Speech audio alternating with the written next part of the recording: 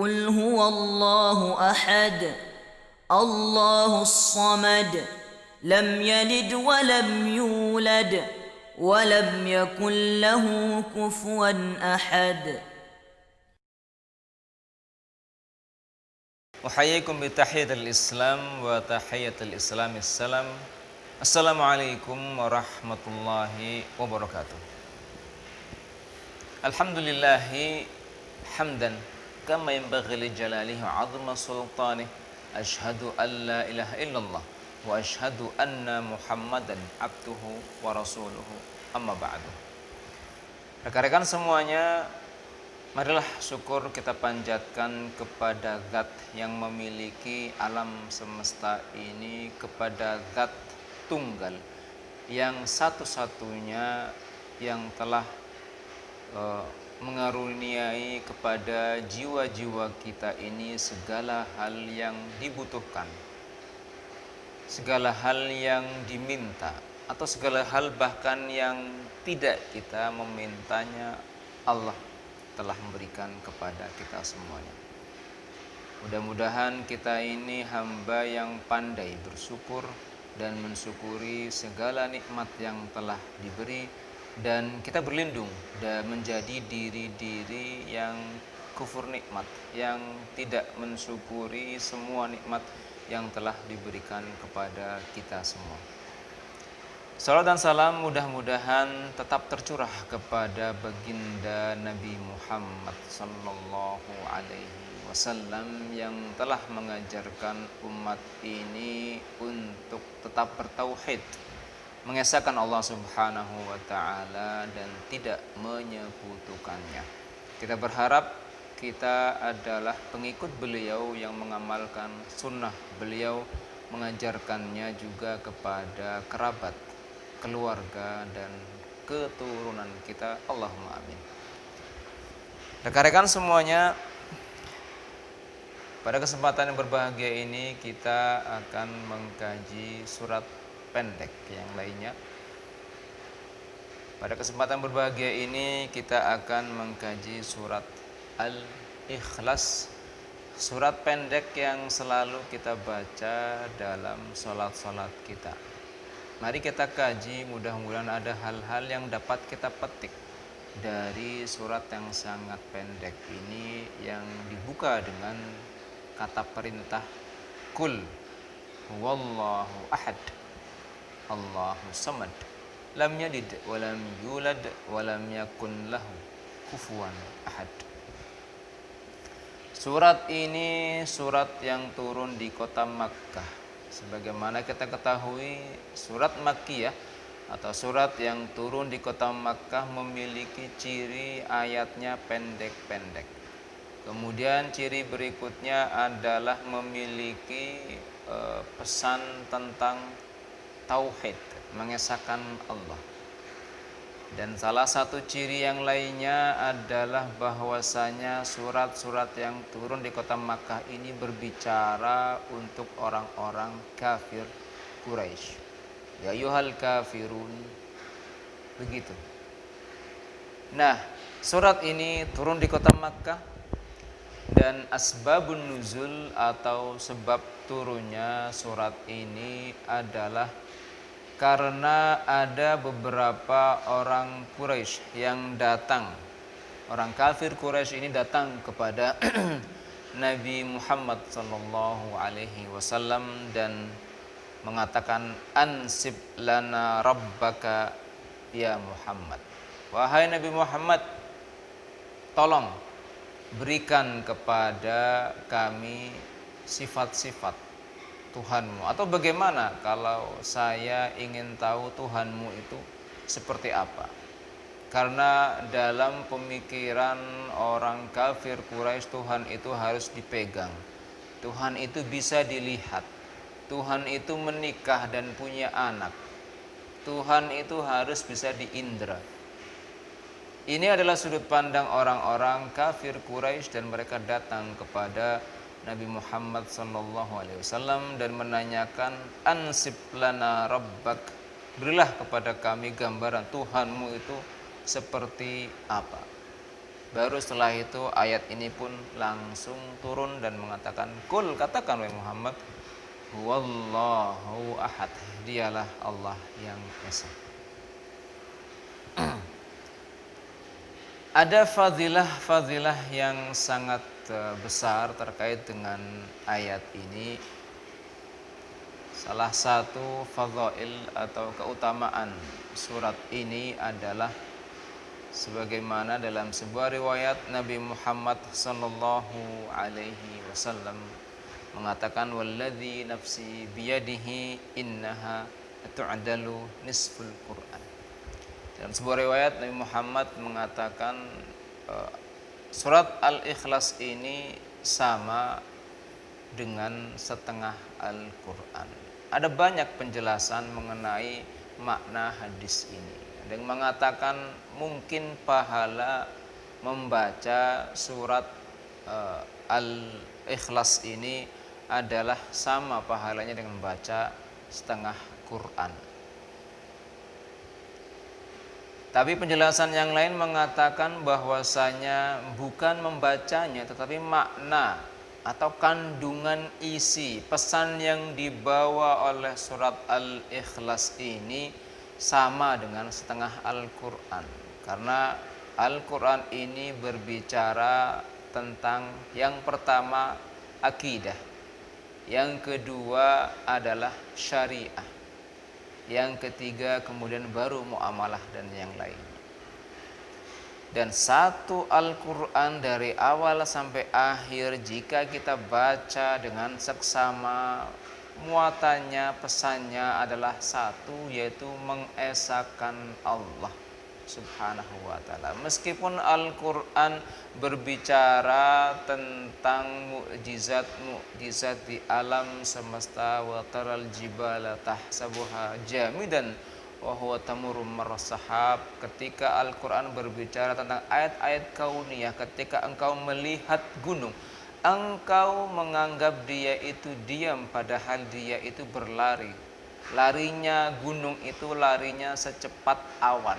Di sini mufasir mengatakan kiasu al-zahir kiasul ghaib. Jadi mengkiaskan bumi itu mengkiaskan gunung itu sebagaimana bumi yang tidak dapat kita lihat. Bumi itu berjalan cepat secepat awan. Jadi ada kias di sana yang menunjukkan bumi ini berjalan tidak diam. Secara logika jika kita memahami dengan baik ayat ini. Tetapi yang paling penting adalah bukan tentang saintik yang ada di dalam Al-Quran, tetapi ketika engkau pahami baik-baik Al-Quran berbicara tentang hal-hal mukjizat yang luar biasa di alam semesta ini. Pada akhirnya tujuan Al-Quran menunjukkan itu semuanya adalah engkau mengesahkan Allah atau tidak. Itu pesan yang mendalam yang tidak lain tujuan Al-Quran diturunkan adalah itu. Meskipun Al-Quran berbicara tentang mukjizat yang Allah paparkan melalui Al-Quran tentang teknologi kedokteran yang tidak diketahui pada waktu surat ini turun, tapi baru kemudian diketahui pada masa-masa modern al-alaq bahwasanya manusia tadinya itu segumpal darah yang menggantung. Dan ini tidak diketahui kecuali pada masa modern. Tapi tujuan ayat ini ketika berbicara tentang zahir kauniyah, mukjizat kauniyah, itu tujuannya manusia beriman atau tidak, mengesahkan Allah atau tidak. Maka Al-Quran ini sama halnya pesannya adalah sepertiganya atau bahkan setengahnya adalah mengesahkan Allah subhanahu wa ta'ala. Maka maksud dari riwayat tadi adalah nisful Quran, bisa pahala membacanya setengah Al-Quran, bisa maksud dan makna yang dibawa surat ini setara setengah dengan Al-Quran. Tapi riwayat selanjutnya dari Abi Darda mengatakan, ayu juzu ahadukum an yaqra'a kulla yawm thuluthul Quran, faqalu na'am. Suatu saat Nabi Muhammad menanyakan kepada sahabatnya, apakah engkau berat untuk membaca satu hari, membaca Al-Quran dalam satu hari itu sepertiganya? Kalau kamu berat, dan para sahabat mengatakan naam ya berat, maka bacalah surat Al-Ikhlas. Hadis ini tentang fadilah dan targhib atau mengajak kita untuk bersemangat membaca Al-Quran. Tapi baik itu apakah setengah atau sepertiga, tetap tujuan hadis ini adalah memicu kita atau memberi semangat kepada kita untuk membaca Al-Quran. Dan itu adalah maksud pesan dari Rasulullah Sallallahu Alaihi Wasallam. Baik, selanjutnya kita tadi sudah membahas tentang sebab turunnya, kemudian kita juga membahas tentang fadilah-fadilah yang berkaitan dengan surat Al-Ikhlas. Maka hal selanjutnya yang kita perlu ketahui sebelum masuk ke pembahasan ayat pertama dan seterusnya adalah sebab kenapa surat ini diberi nama surat Al-Ikhlas, padahal kata-kata Al-Ikhlas itu tidak ada sama sekali disebutkan satu kata pun di dalam surat ini, tidak ada. Tapi surat ini diberi nama Al-Ikhlas. Makna ikhlas sendiri secara bahasa itu adalah sofi, bersih, atau intiha, atau selesai. Al-Ikhlas, dalam ungkapan bahasa Arab itu ada kata-kata khalas alias selesai. Khalas, muhadaratu khalas, pertemuan selesai, khalas. Jadi intiha alias berakhir, usai, atau sofi, bersih. Bersih maksudnya betul-betul tidak ada sisa sama sekali. Apa maksudnya makna petunjuk bahasa dengan nama yang digunakan di dalam surat ini yang memberi nama ini Al-Ikhlas? Sedangkan kita ketahui pemberian nama itu tauqifi, bukan taufiki. Tauqifi itu artinya adalah betul-betul Nabi yang memberi nama surat ini atas dasar arahan Allah, wahyu langsung, bukan taufiki. Taufiki renungan Nabi sendiri dan memberi nama ini, tidak. Tauqifi, jadi sudah selesai, sudah tidak bisa diganggukan. Namanya adalah surat Al-Ikhlas, karena dalam sebuah riwayat Nabi mengatakan dha'u suratul lati ayatul lati dzukira kadza wa kadza wa kadza fi surati kadza. Jadi betul-betul Nabi menunjukkan nama langsung kepada para sahabat di penghujung hayat beliau untuk meletakkan ayat ini yang menyebutkan kisah ini sampai dengan ayat sekian letakkanlah di surat, nama suratnya dijelaskan. Jadi betul-betul surat nama-nama surat ini tauqifi, betul sudah final, sudah tidak bisa diganggukan. Jadi nama surat ini adalah dari wahyu yang datang dari Allah Subhanahu wa taala secara langsung. Maka nama surat ini diberi nama surat Al-Ikhlas karena betul-betul selesai sudah. Ketika kita mencari, ketika orang-orang kafir Quraisy menanyakan kepada Nabi Muhammad, siapa sih Tuhanmu, beritahu kepada kami, beri sifat-sifatnya kepada kami, untuk Tuhanmu itu seperti apa. Tentu jawaban yang dibutuhkan mereka adalah yang singkat, padat, dan jelas, tidak bertele-tele siapa Allah dan bagaimana Allah itu. Maka jawaban yang singkat dalam surat ini, Qul huwallahu ahad, Allahus samad, lam yalid wa lam yulad wa lam yakun lahu kufuwan ahad, adalah jawaban yang betul-betul sempurna, jami' mani, betul-betul mencakup semua sifat Allah dan betul-betul menutup semua makna-makna yang mampu dan dapat kita selewengkan dari mencari Allah itu seperti apa.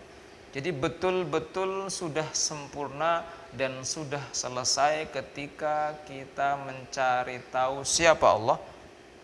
Sudah selesai, intiha, betul-betul khalas, selesai ya sudah. Ketika engkau mencari siapa Allah, maka carilah jawabannya di dalam surat ini. Maka ada hubungan yang erat antara nama Al-Ikhlas, yaitu intiha, selesai sudah. Tidak ada pertanyaan lagi, pertanyaanmu akan habis ketika engkau mencari siapa Allah di dalam surat ini, betul-betul intiha, selesai. Antara nama surat ini dan asbabun nuzul surat ini sangat erat kaitannya. Jadi kata-kata ikhlas itu sendiri adalah selesai, betul-betul tidak ada apa-apa yang akan terjadi terkait jika kita mencari tahu siapa Allah itu. Semua jawaban untuk pertanyaan kita singkat, padat, dan jelas ada di surat ini, Al-Ikhlas. Sebetulnya Al-Ikhlas ini juga kita sering menggunakannya, ikhlaslah kamu dalam beramal. Maksudnya selesaikan ketika beramal, tidak perlu lagi mengharap timbal balik, tidak perlu lagi ada harapan selanjutnya. Selesai sudah, ikhlas. Ketika bersedekah, ikhlaslah kamu dan tidak ada harapan-harapan yang lainnya. Betul-betul safi, putih, betul-betul intiha, betul-betul habis, selesai. Tidak ada harapan setelahnya. Itulah maksud daripada surat Al-Ikhlas yang berkaitan